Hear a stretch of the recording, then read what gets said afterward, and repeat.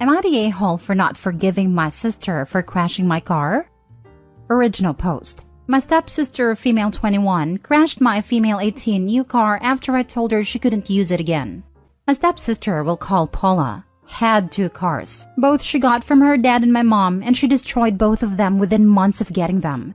My mom and her dad got married when I was 11 after my dad died 3 years prior.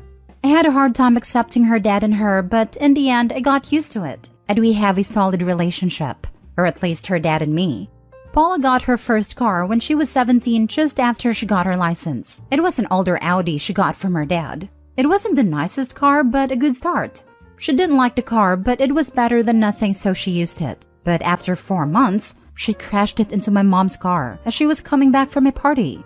The second car she got last year for Christmas. My mom and her dad bought it for her. But guess what? She drove it into the river on New Year's because she forgot to put the handbrake on. My mom and her dad were furious, but she didn't care. She said she would just buy a new car and they should chill out. She moved out afterwards to her own apartment. So I just bought myself my dream car, a Mini Cooper 2014. I did years of saving for it. My stepsister visited 2 weeks ago over the weekend while I was at my grandparents' house, so she thought she could use my car while I was gone and drove shopping with it. When I got home, I saw a huge scratch at the back. I asked my mom how it got there, and she was clueless. She didn't know Paula took the car while they were sleeping. Paula, looking all innocent, said she took the car on a little shopping tour because I wasn't using it.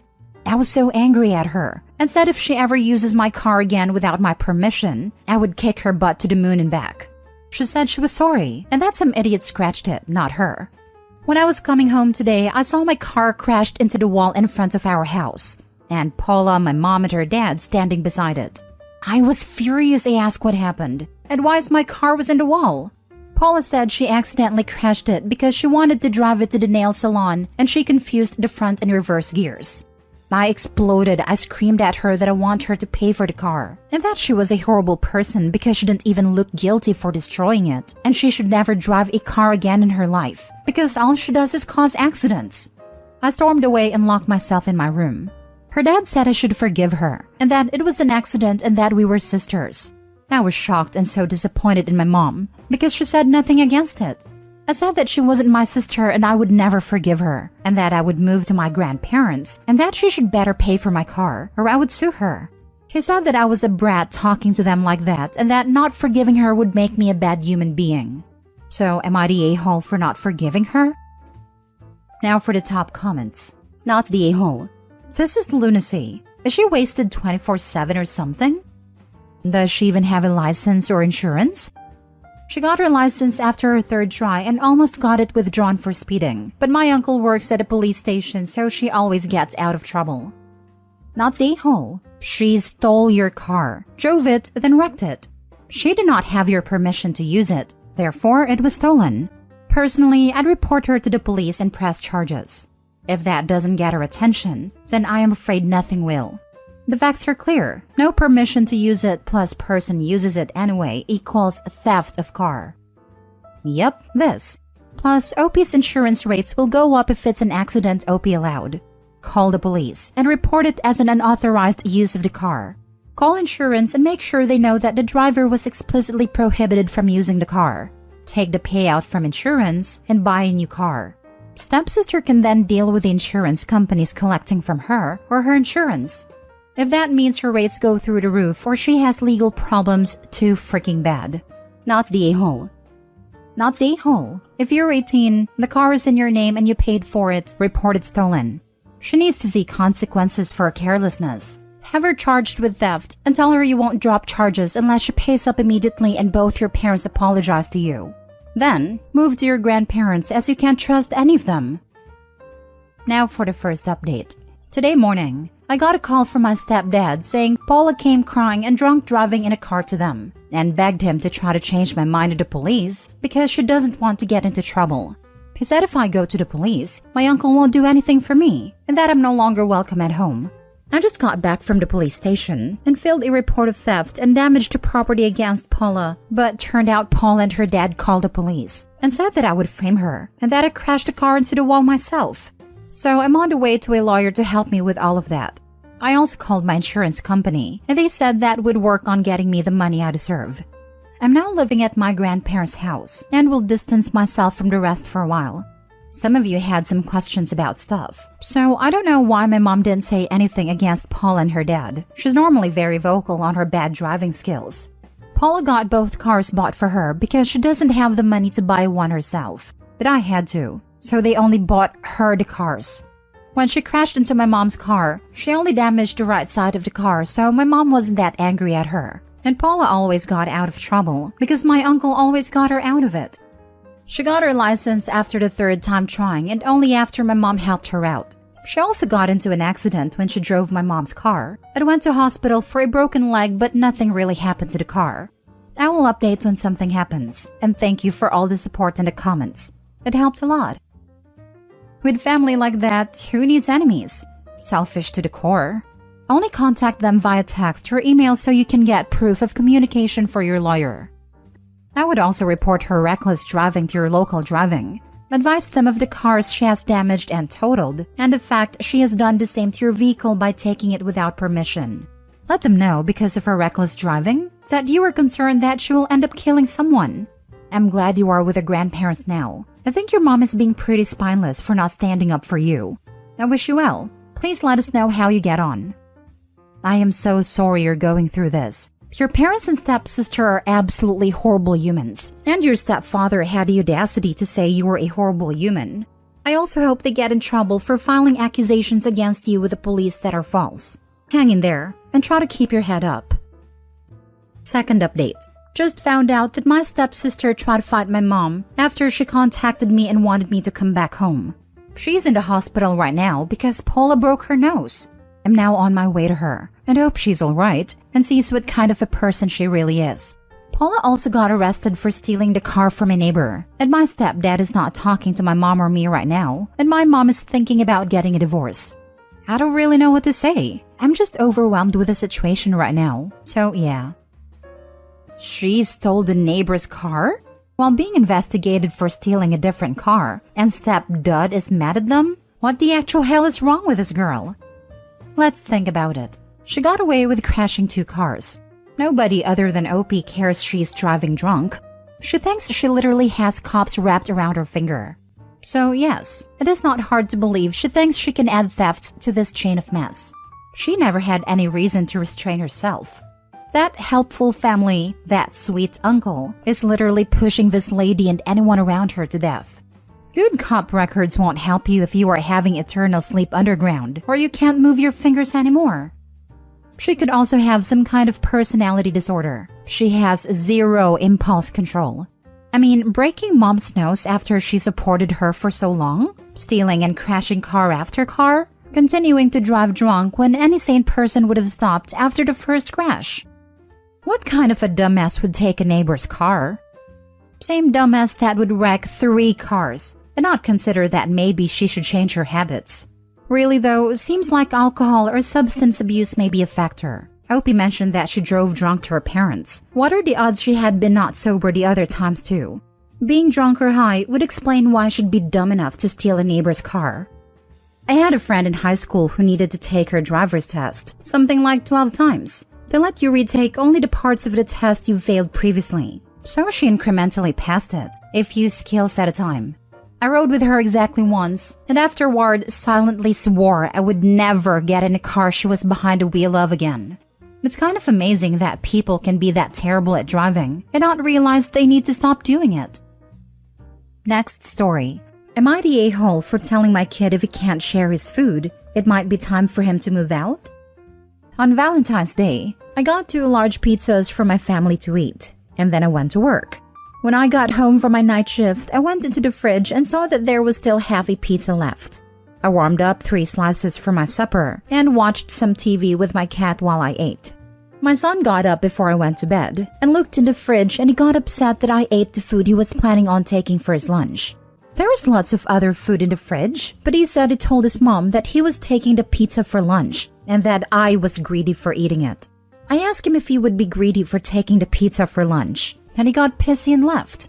My wife woke up when she heard us arguing, and she said that he had asked her and she said yes. I said, great, where's my dinner then? She said she didn't make me anything since there were leftovers. I asked her what leftovers, and a light bulb went off in her head. She said she was sorry for not making me dinner. I told her it wasn't her fault. There were leftovers. Then my son came back into the room and started arguing again that he had already claimed the leftovers for himself. This is where I might be the a-hole. I asked him how much he paid for the food. $0. How much he paid in rent? $0. Utilities? $0. We are letting him live here so he can save money while he's in college. But I'm sick of this entitled little jerk-off. So I told him if he had a problem with me eating his leftovers, maybe he should move out so he can have his food safely stored away from me. My wife says I'm taking it too far, but he backed down pretty quick and said no, and that he was sorry for saying anything. My wife says I'm being an a-hole for scaring him with kicking him out over some leftover pizza. But I'm not. I'm making sure he knows the best way to keep food that I paid for safe from me is to live elsewhere and buy your own food. Now for the top comments. Not the a-hole. Reading the comments, he is 22. He is living at home rent-free. He isn't contributing to the household budget, and he thinks he can claim food you paid for. Unless you took it out of his lunch bag, you are not the a-hole. Info, does he have a job? He has a job. We are letting him stay here so he can save money. We are even paying for his college. He doesn't help out with anything except chores around the house. Not wrong that there's a little whiff of entitlement, but he seemed pretty straightened out after you pointed out costs here. But is your wife a bit of an enabler? She seems to jump to giving him his way in all of this. His leftovers? Leftovers are only leftovers when everyone has had their share for the meal. Your retort to him about what bills he pays in the house is pretty spot on. That's something any parent I know would say. Sucks being on the receiving end of that quip, but it is valid. Your wife sounds like an enabler, and is just as selfish as your son if she allows him to claim a half pizza for his lunch after you went without. He does sound like a turd. Sorry you have to deal with him. Not the a-hole. Exactly this. It's not leftovers if everyone hasn't eaten. It's still dinner. This is how my 4-year-old may behave if we eat the last strawberry he's saving in the fridge. Even then I feel I need to gently teach him to be considerate. OP, not the a-hole. Last story. Am I the a-hole for telling my wife I will stop gambling when she stops buying art supplies? My wife, 29 female, and I, 28 male, have been married for 3 years. We are currently saving up to buy our first house. We started saving about a year ago and are hoping to buy a home this summer if the market in our area adjusts in a beneficial direction. We are already pre-qualified with a lender and are closing in on our goal amount for the down payment. Once a month, I will go to a nearby casino and spend some time gambling. I do the same thing every time I go. I put $200 in one pocket and use that for gambling, and anything I win goes into a different pocket. Once the $200 is gone, I leave with whatever money I have in the other pocket. I usually just sit at a $5 blackjack table, since that's the game I enjoy the most. And if I just make minimum $5 bets, I can play for a couple hours and call it a night. Most nights I end up around even, but sometimes I lose $100 to $150, and a few times I've come home with an extra $200 to $300. I never, ever take out more than the $200 I allow myself to start with. And if I come home with winnings, that money goes directly to the house fund. My wife, on the other hand, is an artist and spends a lot of her free time painting and drawing. She has a very large collection of paint and other supplies and spends a lot of money on her supplies and equipment. She will sometimes sell a painting or drawing to friends or family, but she mostly just does it for her own enjoyment and relaxation. She doesn't do commissions or anything that would make money off her art. This past weekend, I was going to go to the casino, but my wife stopped me before I left. She said I shouldn't be going to the casino and throwing money away when we are trying to save for a house. I told her that I don't see how me going to the casino once a month for $200 is any different than her buying new art supplies. I gestured towards a box of new art supplies my wife had just gotten and asked her how much all of it cost. She didn't answer that and said that it's different because art is a hobby for her and gambling could lead to addiction. I reminded her of my system and that I never stray from it. I told her I just do this because I enjoy it, like a hobby, and that anything I come home with goes into the house fund anyway. She said if I had just taken all the money I spent at the casino, we could already be at our goal by now. And I told her I could say the same thing about her art supplies. I told her I will make a deal with her. I will stop going to the casino if she can go 2 full months without buying new art supplies and only using the things she already has.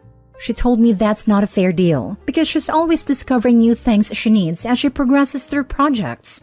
I told her in that case I'll be home from the casino in a few hours. She got mad at me and told me I'm being a selfish jerk and for caring more about gambling than getting a house. I left instead of fighting with her. Ended up coming home up $150. Not the a-hole. This is your hobby. You have a set limit, it's once a month. Sounds reasonable. Agreed. Gambling can be an addiction, but it sounds like it's just something you enjoy doing and have control over. Anything can be an addiction. Just because gambling is a problematic one for lots of people doesn't mean you can't enjoy it. As long as you're being responsible and you get enjoyment out of it and occasionally even make money, then definitely not the a-hole. Your wife has to accept that your hobby is somewhat unorthodox, but you derive pleasure from it, and she shouldn't try to stop you unless you start changing the rules. As in going once a week or upping your $200 limit to $400 or going for broke like no savings pocket every time. Not the a-hole. I'm not a big fan of gambling either, but you have a very reasonable set of boundaries. It's a hobby. As long as you stick to your boundaries, you'll be fine. Admittedly, I also have a craft supply problem myself. I think you should probably sit down together and make a budget in which both of you set aside an equal amount of fun money that you can individually use on your chosen hobbies, whatever those hobbies are. The other person doesn't get to pass judgment on what you do with it, so long as you keep to that budget. I'm honestly very impressed that OP's so disciplined. I was expecting this to be more of an addiction, but it's very much a hobby for them, not the a-hole.